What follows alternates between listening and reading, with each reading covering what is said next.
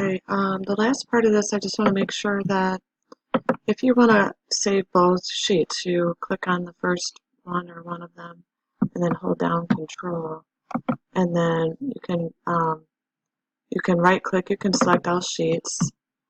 I'm going to go to File, Save As, and I'm just going to do this to in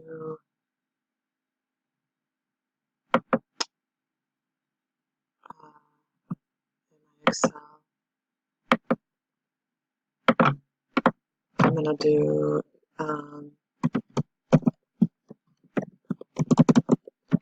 your Excel example.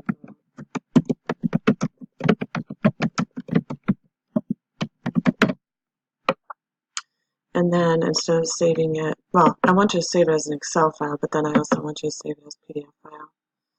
And that's what you're going to upload as a PDF file. So I'm going to save as type PDF. And then just make sure that before you upload it that you look at it. It'll show you, or once you click on upload it into Google Classroom, it'll show you a view of it. And in this case, then, because I had selected both sheets, it's going to select it. Make sure it looks like you want to. It's horizontally centered and everything else it tells you to do in the problem for the exam. And the footer's on there like it needs to be and all that. All right, that's it. Should be an easy exam for you if you got through everything. Should be fine.